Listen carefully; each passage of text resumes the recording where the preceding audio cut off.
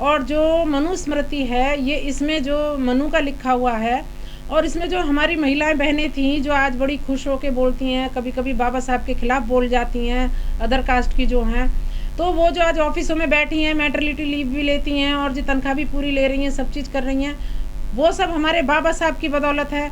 जो संविधान में उन्होंने मनुस्मृति को जो जलाया था 1927 में पहली बार उन्होंने जब मनुस्मृति को जलाया, तो उस वक्त भी हमारे समाज की दशा बड़ी ख़राब थी, जिसमें महिलाओं को जैसे उसका अगर पति गुजर गया तो उसे सती कर दिया जाता था पति के साथ में, और अगर उसके जो वो विधवा हो गई है तो वो दोबारा विवाह नहीं कर सकती थी। उसके अगर कोई पहली संतान है तो उसको ये लोग जो गंगा में बहवा देते थे कि हमारी पहली संतान सबसे ताकतवर होती थी। तो इन्होंने वो भी किया। फिर जो उनके साथ में अगर ये जो शादियां होती थी तो उसमें 3 दिन पहले ये ब्राह्मण के घर में या जो भी वहाँ का जो ठाकुर है या ब्राह्मण है उसके घर में जाके वो पहले 3-4 रातें बिताएगी, उसके बाद वो अपने ससुराल जाएगी। तो बहुत सारी चीज़ें ऐसी थी, और जो जिसमें महिला को घर से बाहर निकलने की अनुमति नहीं थी। वस्त्र भी वो कभी कभी उसको आधे ही पहनने की अनुमति थी, पूरे वस्त्र तक नहीं पहनने दिए जाते थे, कोई जूते चप्पल पहनने का अधिकार नहीं था। तुलसीदास ने भी एक बार ये कहा था कि ढोल गंवार शूद्र पशु नारी ये सब ताड़न के अधिकारी। क्या तुलसीदास किसी आदमी से पैदा हुए थे? वो भी एक औरत से पैदा हुए थे। उनकी भी जरूर बहन बेटी कोई ना कोई चीज़ रही होंगी, लेकिन ये मनुस्मृति इतनी खतरनाक थी। सबसे पहले बाबा साहब ने इसको ही जो दहन किया, उससे जो जब भी शायद हिंदुत्व इनका खतरे में आया होगा तो तब तो हम थे नहीं, लेकिन जब अब हम आगे आके देखते हैं तो इसमें जब हम पढ़ते हैं और जानकारी हमें मिलती है तो बड़ा ही दुख होता है कि हम आज जो आज़ादी की सांस ले रहे हैं वो सिर्फ और सिर्फ हमारे परम पूज्य बाबा साहब भीमराव अंबेडकर साहब की वजह से ही हम इतने उसमें आज सांस ले पा रहे हैं। वरना तो अगर वही समय आज भी होता तो हिंदुत्व रह जाता और बहुजन समाज खत्म कर दिया होता इन्होंने। हम भी तो पहले मनुवाद में ही थे, हम भी तो पूजा पाठ करते थे। हमने कब छोड़ा है? हमें 6 साल हो गए हमने जब से छोड़ा है, और पूरी तरह से छोड़ा है। करवा चौथ भी और आपका जो ये नवरात्र हो, चाहे आपका होली दिवाली हो, हमने सब चीज़ पूरी तरह से छोड़ दी है। हम 14 अप्रैल बड़े शान से मनाते हैं, और एक हमारी बुद्ध पूर्णिमा आती है, और हम इस पे जो अपना बुद्ध जिनको हम मानते हैं उनके बताए हुए मार्ग पे चलने की कोशिश कर रहे हैं और चल भी रहे हैं।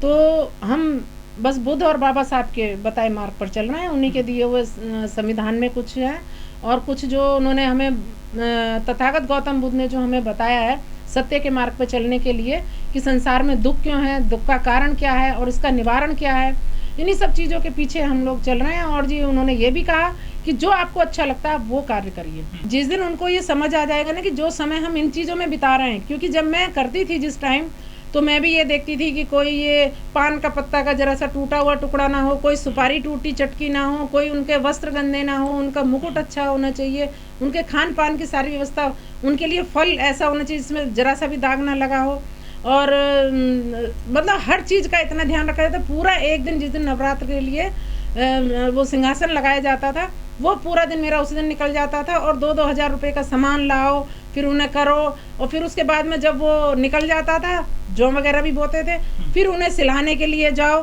फिर ये सब तमाम इतनी प्रक्रिया होती थी कि मैं घर के काम भी पूरी तरह से नहीं कर पाती थी। फिर डांट पड़ती। होता यह था कि क्योंकि मेरे हस्बैंड को ये सब चीज़ें पसंद नहीं थी, तो वो उस दिन मेरे घर में लड़ाई झगड़ा हो जाता था कि भाई टाइम पे खाना क्यों नहीं बना, बच्चों को क्यों नहीं टाइम से लेके आई। तो पूजा पाठ में मेरा इतना समय ख़राब होता था कि मेरे घर में लड़ाइयाँ अक्सर हो जाती थी, कभी कभी बहुत ज़्यादा भी हुआ। तो फिर जब मैंने इसको छोड़ दिया, अब वो टाइम जो मेरे पास बचता था, खूब अच्छे से हमने ससुर की भी सेवा की, सासू जी की भी की, और जब बच्चे हैं, बच्चों की पढ़ाई लिखाई के लिए फिर तो भरपूर टाइम मिलता है जब से हमने उसे छोड़ दिया, और समाज का काम भी कर लेते हैं। अभी तक जो चल रहा था संविधान के युग में, ये 2010-12 तक फिर भी ठीक चल रहा था। जब से बहन जी भी आई तो उन्होंने भी जितनी सीटें रुकी हुई थी उन पे थोड़ा सा लोगों को सरकारी नौकरी दी, और उसके बाद और उन्होंने रोजगार भी दिए। जहां उन्होंने जो भी कार्य किए वहां जगह जगह पर उन्होंने उन लोगों को ही नौकरियां दे दी, उनके हर घर के मेंबर को 1-1, 2-2 को नौकरियां दे दी। और इन्होंने क्या किया है, अब जो जिनको मिल गई उन्हें भी हटाने का कार्य कर रहे हैं, उनको अब आगे के लिए भर्तियां बिल्कुल बंद कर दी हैं, आरक्षण खत्म कर दिया है। शाहू जी महाराज ने सबसे पहले हमारे समाज को आरक्षण दिया था कि भाई इसमें जो ये समाज उन्होंने भी किस तौर पे दिया, उसके लिए मैं छोटी सी एक कहानी बताती हूँ कि जब शाहू जी महाराज जी थे, उन्होंने देखा कि घुड़साल में कुछ घोड़े कमज़ोर हैं और कुछ जो ताकतवर हैं। तो उन्होंने जब वहाँ पे सर्वे किया तो उसमें देखा कि भाई सेनापति ये कमज़ोर क्यों हैं घोड़े। तो उन्होंने कहा कि ये सर, ये जो इनका महाराज जी जो ये चना है उसको ये जो ताकतवर घोड़े जल्दी जल्दी ये सारा खा जाते हैं, उसको मिल ही नहीं पाता है। तो तब उन्होंने ये कहा कि भाई इसको एक काम करिए कि आधा अब की बार जो कमज़ोर घोड़े हैं उनका खाना अलग डालिए और इनका खाना अलग डालिए। जब उस तरह से डाला गया तो वो कमज़ोर घोड़े भी उन्हीं के बराबर ताकतवर उनके बराबर हो गए जो ताकतवर घोड़े थे। तो जब उन्होंने ये देखा तो उन्होंने फिर सोचा कि क्यों ना मैं समाज में जो ये कुछ जो नीचे तबके के लोग हैं, इतने गरीब हैं कि वस्त्र तक नहीं होते हैं, खाने को नहीं है, तो इनके साथ भी इस चीज़ की ज़रूरत है। सबसे पहले फिर शाहू जी महाराज जी ने हमारे समाज के लिए 50% का आरक्षण दिया, जिसमें हम बाबा साहब भी पढ़ पाए। और आगे की उन्होंने जो सयाजी महाराज जो उन्होंने पढ़ने के लिए विदेश भेजा, और नौकरी के लिए भी तो इतना छुआछूत था कि उनके हाथ का छुआ हुआ फाइल नहीं लेनी, कोई पानी तक नहीं पीने देता था। सब चीज़ के लिए तो संघर्ष किया है, उनके हाथ तक तोड़ दिए गए थे जब ये जल के लिए उन्होंने जो उसमें वो किया था आंदोलन। तो बाबा साहब ने भी इतना संघर्ष करने के बाद हमारे समाज को अपने बच्चों की आहुति तक दे दी उन्होंने, और इससे ज़्यादा क्या चाहिए। आज का समाज तो अपने बच्चे की एक टाइम की अगर उसने पसंद कर ली ड्रेस तो उसको अगर नहीं दिलवाया तो उसी पे बड़े विचलित हो जाते हैं। और उन्होंने तो कितना कुछ सहा। कुछ मैं समझती हूँ कि जो हमारे बुजुर्ग लोग जो निकले हैं उन लोगों को इतनी जानकारी नहीं थी। उन्होंने जो पीछे इनका देखा, इन्होंने कहा भाई ये ऐसे करिए, ऐसे करने से ये अंधविश्वास, पाखंडवाद, ये सब चीज़ें उन पे पहले थोपा। उन लोगों ने बाबा साहब को तो पढ़ा नहीं, उन्होंने इन लोगों के आडंबरों को जरूर देख लिया। अब उन्होंने जब शुरुआत नहीं की तो आगे आने वाली पीढ़ी तो वही करेगी जो वो करते चले आ रहे हैं। हम पूछते हैं लोगों से कि भाई तुम क्यों नहीं छोड़ पा रही हो, कि जो हमारे बड़े बूढ़े यही करते थे। हमने कहा तो बड़े बूढ़े तो पहले एक समय था कि आगे हांडी और पीछे झाड़ू भी रहती थी, तो वो भी लटकाओ, कि नहीं नहीं वो क्यों लटकाएं अब। तो मैंने कहा ऐसे ये सब चीज़ क्यों नहीं छोड़ पा रही हो।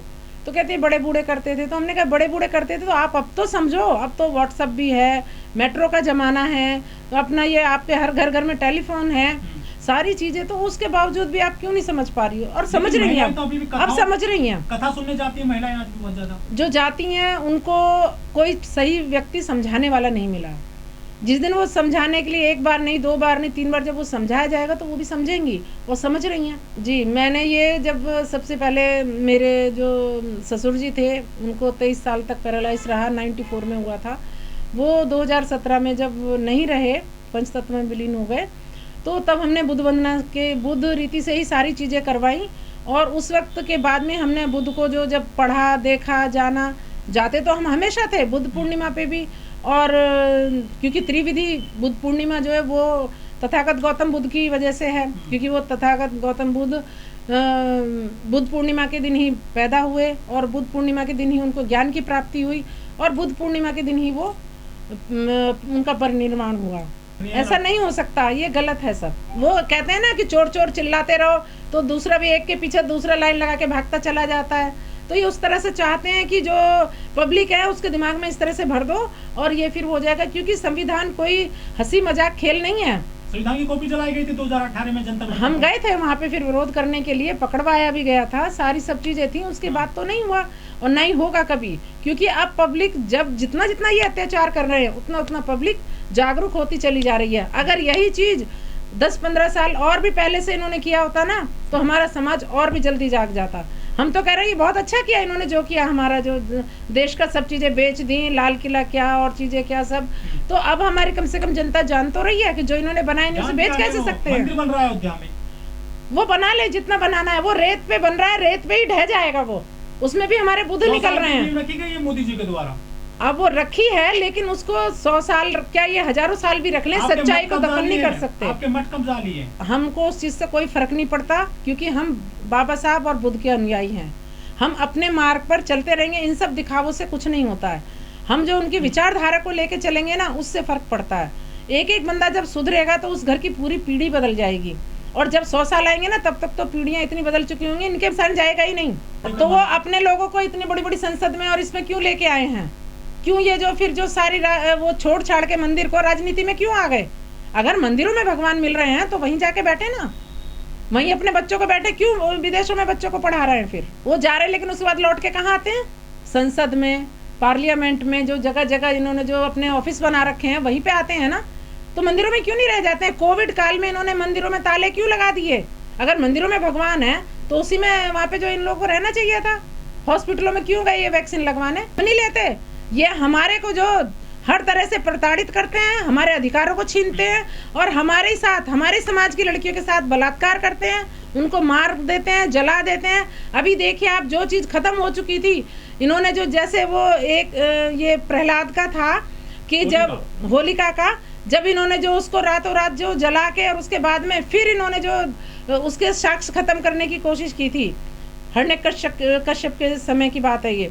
और उसी तरह से अब एक लड़की को इन्होंने रेप किया, मारा और मारने के बाद उसको जला के रातों रात और उसको वहाँ से हटा दिया। तो ये क्या है? ये हमारे लिए अपने उसके समाज के साथ ये करके दिखाएं जरा किसी के साथ। और वो, जबकि मैं बता सकती हूँ कि उनके भी खानदानों में एक से एक बिगड़ेल सब हैं, सारे कांड होते हैं, लेकिन हमारा समाज चिल्ला के अपने अधिकार मांगता है, सड़कों पे उतरना पड़ता है उसे। इनका कोई भी एक व्यक्ति बता दे कि सड़कों पे कभी अधिकार के लिए उतरा हो आज दिन तक।